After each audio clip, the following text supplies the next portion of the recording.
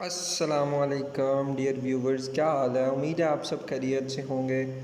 तो जैसा कि आप सब अभी अपने पीएसए और एसएसए के इम्तिहान की तैयारी कर रहे होंगे, उसके बाद और भी आपके बहुत सारे टेस्ट होंगे, लेकिन ये वीडियो जो है सिर्फ़ और सिर्फ ओनली पीएसए और एसएसए वालों के लिए। ग्रामर पार्ट सब लोगों के लिए है, यानी कि कोई भी इससे सीख सकता है, लेकिन जो एसए पार्ट है वो सिर्फ पीएसए और एसएसए के इम्तिहान वालों के लिए है, क्योंकि वो ओनली उनके पेपर में ही फिल वक्त आना है, बाकी किसी पेपर में एसए का कोई ज़िक्र नहीं है। तो बहुत से व्यूवर्स ये मैसेज और कमेंट्स कर रहे थे कि सर आप इंग्लिश के हवाले से या इंग्लिश ग्रामर के हवाले से काइंडली कोई वीडियो बना दें। तो ये वीडियो उन लोगों के लिए है। तो लेट्स बिगिन, शुरू करते हैं, टाइम ज़ाया नहीं करते। सबसे पहले हमारा क्वेश्चन है, ही वाज डैश क्रिकेट। तो इसके तीन ऑप्शन हैं, प्ले, प्लेइंग, प्लेड। तो सबसे पहले आप अपना सेंटेंस जो है वो क्लियर करें। इसमें जो मेन वर्ब इस्तेमाल हो रही है ही वाज, यानी कि इसमें वाज सेंटेंस में देखें किस चीज़ के बारे में ज़िक्र किया जा रहा है, वाज। तो हमने सेंटेंस में ये पढ़ा है कि is am are was verb, जहाँ पे भी इज़ एम आर यूज़ होता है वर्ब प्लस आईएनजी वाली फॉर्म, यानी कि वर्बिंग के साथ आईएनजी वाली फॉर्म इस्तेमाल होती है। तो इसमें प्ले के साथ आईएनजी नहीं है, प्लेइंग, डेफिनेटली प्लेइंग ही इसका ऑप्शन होगा। तो इसका जो मेन ऑप्शन है वो है B, playing. He was playing cricket, is am are was verb के साथ आईएनजी वाली फॉर्म। सेकंड हमारा क्वेश्चन है, I have dash a new book buy buying about. तो यहाँ पे आप देखें उसने आई हैव का जिक्र हुआ है, तो जहाँ पे हैज़, हैव, हैड आएगा वर्ब के साथ तीसरी फॉर्म आई, यानी कि थर्ड फॉर्म। तो इसके लिए हमारी थर्ड फॉर्म यूज़ होती है, I have bought a book, buy first form, buying second form, bought third form. तो यहाँ पे हमारी थर्ड फॉर्म इस्तेमाल होगी, जैसा कि आप सब इसके बारे में इल्म होगा, या कई लोगों को सेंटेंस का बहुत दफ़ा नहीं पता चलता, तो इस चीज़ से आप अपना सेंटेंस क्लियर कर सकते हैं, यानी कि आप अपने सेंटेंस के बारे में श्योर हो सकते हैं। Ali doesn't dash to the picnic. तो डजंट बेसिकली ये एक चीज़ डज नॉट का शॉर्ट फॉर्म डजंट, तो डजंट ही इंग्लिश में यूज़ होता है।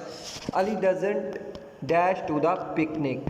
कम, कमिंग, केम। तो यहाँ पे क्लियर करने वाली ये चीज़ है कि doesn't, do, does, did, do not, does not, did not, इन सब के साथ हम जो अपनी बेस फॉर्म इस्तेमाल करते हैं, यानी कि हमारी बेस वर्ब इस्तेमाल होती है।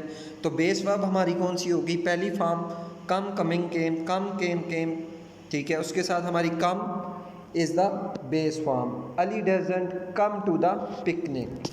तो ये एक बेसिक क्वेश्चन थे, ठीक है, जो पास्ट पेपर से कलेक्ट किए थे मैंने, क्योंकि इसी तरह के बेसिक क्वेश्चंस जो आपका 9 और 7th स्केल के जो पेपर हैं उसमें इसी तरह के क्वेश्चन ग्रामर के रिलेटेड आते हैं।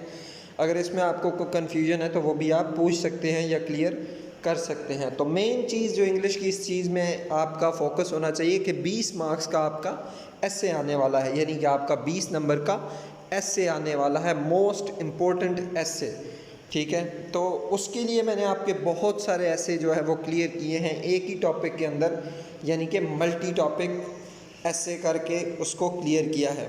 इसमें आप देख सकते हैं कि social problems in our society, crimes in our society, इस तरह के टॉपिक्स हैं। करप्शन है, सोशल ईवल्स है, नेपोटिज्म है, स्मगलिंग है, आवर पॉपुलेशन है, पॉपुलेशन एंड पॉवर्टी है, इन्फ्लेशन, ड्रग्स एडिक्शन है इसमें, ठीक है, और उस तरह के बहुत वायलेंस है, ब्लैक मार्केटिंग है, सोशल एंड इकोनॉमिक क्राइसिस है, इस तरह से और भी बहुत सारे टॉपिक है, इनजस्टिस है। ये मेन टॉपिक है जो नेगेटिव टॉपिक पे इस्तेमाल होते हैं, यानी कि पॉजिटिवली आपका कोई भी ऐसे आ जाए आप उस पर ये ऐसे नहीं लिख सकते, क्योंकि ये ऐसे उन लोगों के लिए नहीं है जो पॉजिटिव ऐसे लिखना चाहते हैं।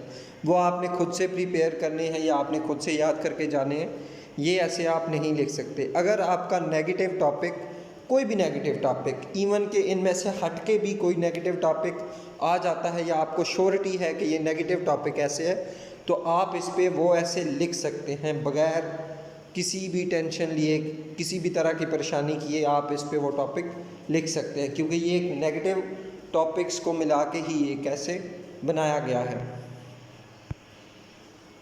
ये नीचे भी कुछ ऐसे के नाम हैं, फ्रीडम ऑफ प्रेस, टैक्स के हवाले से, उसके बाद इन्फ्लेशन के हवाले से, मैथ लिटरेसी के हवाले से, तो ये भी आप सबको क्लियर हो गया। इलेक्ट्रिसिटी क्राइसिस, ये भी आप देख सकते हैं, इसमें इलेक्ट्रिसिटी क्राइसिस है जो कि भी बहुत चल रहा है, यानी कि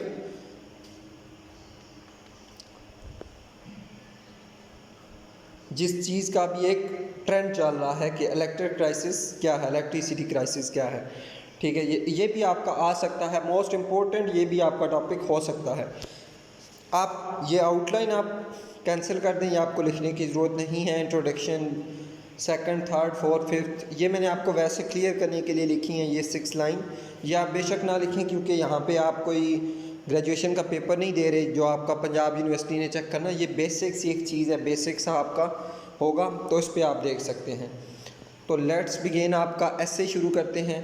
first of all, dash has become one of the most embarrassing and explosive problem all over the world, especially in the third world countries like Pakistan. तो यहाँ पे ये खाली जगह छोड़ने का मकसद जो है, यहाँ पे आप अपना वो खाली जगह फिल कर सकते हैं। यानी कि आपका फॉर एग्जांपल मैं मिसाल दे रहा हूँ, करप्शन आपका ऐसे टॉपिक आया है, आपने करप्शन पे एक ऐसे लिखना है, तो यहाँ पे आप करप्शन फिल करेंगे। Corruption has become one of the most embarrassing and explosive problem all over the world. इसी तरह जो भी आपकी खाली जगह आएगी आपने उस पर करप्शन ही फिल करना है, या जो आपका नेगेटिव ऐसे आया आपने वही फिल करना है। It is full of dangers of devastating dimensions, evil impact, implication of grave impression, magnitude. ठीक है, इसी तरह आपका थर्ड जो पैराग्राफ है, डैश क्रिएट्स, यहाँ पे अगर आपका करप्शन है, करप्शन नहीं, इलेक्ट्रिसिटी है या इलेक्ट्रिसिटी क्राइसिस है, तो आप electricity crisis creates instability and demoralisation in our nation, यानी कि आप इस पे वो फिल करके तो आप इसी तरह ये टॉपिक अपना कंप्लीट कर सकते हैं। ठीक है, तो दूसरी बात ये आप नोट डाउन कर लें, यहाँ से आप देख के इसको नोट डाउन कर लें। अगर आप नोट डाउन नहीं कर सकते, यानी कि आपके पास टाइम कम है, आप नोट करने नहीं बैठ सकते इसको, तो आप इसके स्क्रीनशॉट्स बना लें। ठीक है, स्क्रीनशॉट्स आप बनाएंगे तो आपको याद करने में इजी होगी, आसानी होगी। उसके अलावा अगर जो स्क्रीनशॉट भी नहीं बना सकते तो अपने ईमेल्स कमेंट्स में सेंड कर दें, उनको ईमेल के ज़रिए मैं PDF फाइल में भी शेयर कर दूंगा, क्योंकि ये ऐसे आपका बहुत इम्पोर्टेंट है, वेरी इम्पोर्टेंट, क्योंकि ये ऐसे आपके बहुत सारे टॉपिक क्लियर कर सकता है।